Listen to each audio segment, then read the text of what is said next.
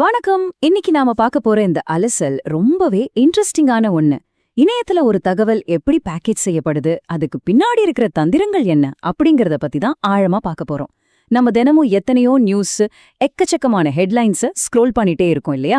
ஆனா அந்த தலைப்புகளுக்கு பின்னாடி நிஜமாவே என்ன இருக்கு? நம்மளோட கவனத்தை ஈர்க்க, குறிப்பா இந்த அல்காரிதம்களை கவர ஒரு கண்டென்ட் எப்படி டிசைன் செய்யப்படுது? வாங்க இன்னைக்கு இந்த டேட்டாவை வச்சு இதெல்லாம் டீகோட் பண்ணலாம். சரி, நேரடியா விஷயத்துக்கு வருவோம். ஒரு வீடியோவை அதோட தலைப்பு வச்சு மட்டும் எடை போட முடியுமா? கண்டிப்பா. நம்ம எல்லாருமே ஏதோ ஒரு சமயத்துல ஒரு செம கேட்சியான ஹெட்லைனை பார்த்துட்டு ஆர்வமா கிளிக் பண்ணிருப்போம். இன்னைக்கு நம்ம பகுப்பாய்வோட மையமான புதிரே இதுதான். ஒவ்வொரு வார்த்தையும், ஒவ்வொரு சின்ன தகவலும் எப்படி நம்ம எதிர்பார்ப்பை பில்ட் பண்ணுது, ஆனா உள்ள போனா நிஜம் எப்படி இருக்கு அப்படிங்கறது தான் ரொம்ப துல்லியமா பார்க்க போறோம். பகுதி 1. வைரல் ஆகும் அரசியல் வாக்குறுதி. இப்போ யூடியூப்ல கவர்மெண்ட் ஃப்ரீ ஸ்கீம் அப்படிங்கிற ஒரு சேனல்ல வந்த ஒரு குறிப்பிட்ட வீடியோவை தான் நாம டேட்டா அனாலிசிஸ்க்கு எடுத்துக்க போறோம். அரசு திட்டங்கள் பத்தின தகவல் சொல்ற மாதிரி ஒரு பேரை வச்சுட்டு அவங்க கொடுத்த தலைப்பை பாருங்க. முதல்வர் விஜயன் முதல் கையெழுத்து, மகளிர் உரிமை தொகை ரூபாய் 2500. இங்க ஒரு விஷயத்த நான் தெளிவா சொல்லிக்கிறேன். நாம எந்த அரசியல் நிலைப்பாட்டையும் ஆதரிக்கவோ எதிர்க்கவோ இல்ல. அந்த பாலிடிக்ஸை தாண்டி இந்த தலைப்பு பார்வையாளர்களை உள்ள இழுக்க ஒரு தூண்டிலா எப்படி செயல்படுதுன்னு மட்டும்தான் நாம பாக்குறோம். ஒருத்தர் முதலமைச்சரா பொறுப்பேற்கிறார், அவரோட முதல் கையெழுத்து, அதுவும் மகளிர் உரிமை தொகை பத்தின ஒரு பெரிய அறிவிப்பு. என்ன ஒரு பிரம்மாண்டமான செய்தி இல்லையா?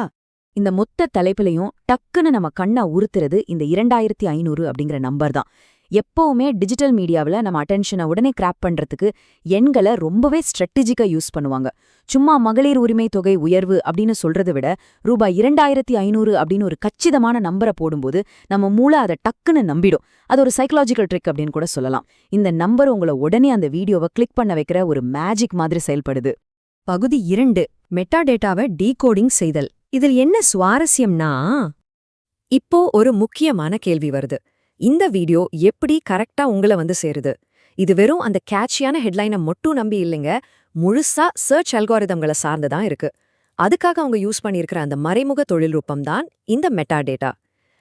#விஜய், #TVK, அப்புறம் #CM விஜய். இந்த 3 ஹேஷ்டேகளும் சும்மா சாதாரண வார்த்தைகள் இல்ல, இதெல்லாம் சர்ச் என்ஜினுக்கான ஒரு வகையான காந்தங்கள்.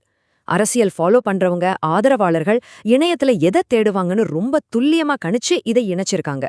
வீடியோக்குள்ள என்ன இருக்குங்கிறத விட வெளியே தேடுறவங்களுக்கு இதை கட்டாயமா கொண்டு போய் காட்டணும் அப்படிங்கிறது தான் இந்த ஸ்ட்ராட்டஜி. பகுதி 3. காணொளியின் உண்மையான உள்ளடக்கம். உள்ள என்னதான் இருக்குன்னு பாத்துடலாமா?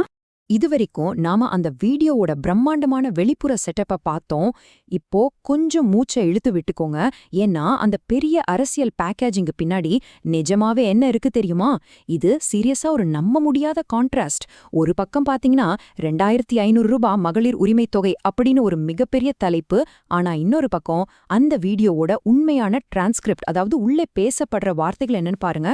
வெறும் for 4 thank you for watching, அவ்வளவுதான். வேற எந்த ஒரு தகவலும் அரசியல் செய்தியும் அந்த முழு வீடியோலையும் கிடையவே கிடையாது. அந்த பிரம்மாண்டமான ஹெட்லைனுக்கும் உள்ளே இருக்கிற இந்த அற்பமான நிஜத்துக்கும் நடுவில் இருக்கிற கேப் லிட்ரலா ரொம்ப ரொம்ப பெருசு. தேங்க்யூ ஃபார் வாட்சிங், அதாவது பார்த்தமைக்கு நன்றி. இந்த மொத்த வீடியோலையும் ஓரளவுக்கு அர்த்தம் கொடுக்கிற ஒரே சென்டென்ஸ் இது மட்டும்தான். இது கேட்குறப்ப நமக்கு சிரிப்பு வந்தாலும் இதுக்குள்ள ஒரு அபத்தமான நிஜம் இருக்கு. எந்த ஒரு பாலிடிக்ஸ் நியூஸும் இல்ல, முதலமைச்சர் பத்தின தகவலும் இல்ல, அந்த 2500 ரூபாய்க்கான எந்த விளக்கமும் இல்ல. உள்ளே இருக்கிறது ஒரு முழுமையான வெற்றிடம் மட்டும்தான். ஒரு பிரம்மாண்டமான எதிர்பார்ப்பை உருவாக்கிக்கு உள்ள சுத்தமா ஒண்ணுமே இல்லாததை கொடுக்கறது தான் இந்த கிளிக்பேட் அப்படிங்கிற வலையோட உச்சக்கட்டம். சோ ஃபைனலா ஒரு ஆழமான கேள்வியோட இன்னைக்கு நம்ம அலசல முடிச்சுக்கலாம். அல்காரிதம்கள் ரூல் பண்ற இந்த உலகத்துல நாம நிஜமாவே தகவல்களை கன்சியூம் பண்றோமா, இல்ல வெறும் கவர்ச்சியான வாக்குறுதிகளை பார்த்துட்டு கண்மூடித்தனமா கிளிக் பண்றோமா?